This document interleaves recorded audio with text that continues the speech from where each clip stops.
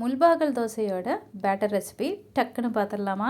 இந்த கிளாஸில் தான் நான் மெஷர்மெண்ட் எல்லாமே காமிக்க போகிறேன். இதில் 2 டம்ளர் நம்ம வீட்டில் யூஸ் பண்ணுற பொன்னி ரைஸ் யூஸ் பண்ணியிருக்கேன். 2 கிளாஸ் ரைஸ்க்கு அரை கிளாஸ் உளுந்து யூஸ் பண்ணுறேன். நல்லா பார்த்துக்கோங்க. அதில் 1/4 கிளாஸ் சன்னா டால், அதாவது கடலைப்பருப்பு, 1/4 கிளாஸ் துவரம்பருப்பும் யூஸ் பண்ணியிருக்கேன். இது கூட 1/4 கிளாஸ் அவல் யூஸ் பண்ணியிருக்கேன். 1/4 கிளாஸ் ஜவ்வரிசி. ஸோ இது கூட நமக்கு தேவையான அளவுக்கு ஒரு 1/2 ஸ்பூன் இல்லைனா 1/4 ஸ்பூன் அளவுக்கு வெந்தயம் யூஸ் பண்ணியிருக்கேன். ஸ்பூனோட அளவு பொறுத்து இருக்குது. சின்ன ஸ்பூனாக இருந்தால் அரை ஸ்பூன், பெரிய ஸ்பூனாக இருந்தால் 1/4 ஸ்பூன். இதை நல்லா ஒரு 3 தடவைலேருந்து 4 தடவை நல்லா வாஷ் பண்ணிக்கோங்க. வாஷ் பண்ணிவிட்டு நல்லா முழுகிற அளவுக்கு தண்ணி ஊற்றி ஒரு 6 to 7 hours ஊற வச்சுருங்க.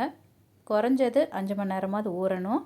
ஸோ இதை ஊற வச்சு இப்போ நான் இதை மிக்ஸி ஜாருக்கு ட்ரான்ஸ்ஃபர் பண்ணி நல்லா அரைச்சி எடுத்துக்க போகிறோம். இதை ஒரு 4 hours நீங்கள் வெளியே வச்சு ஃபர்மெண்ட் பண்ணால் கூட போதும்.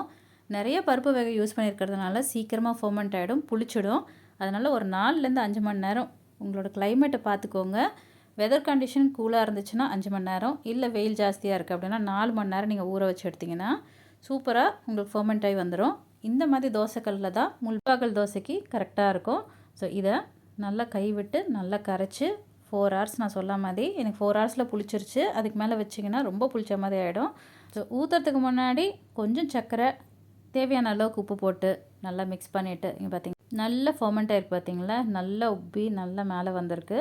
ஸோ இது தாங்க பதம்.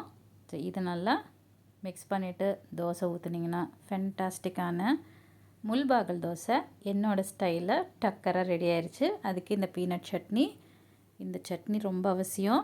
நான் இதை ஏற்கனவே காமிச்சிருப்பேன். இதெல்லாம் வச்சு தான் முல்பாகல் தோசை ரெடி பண்ணுவாங்க.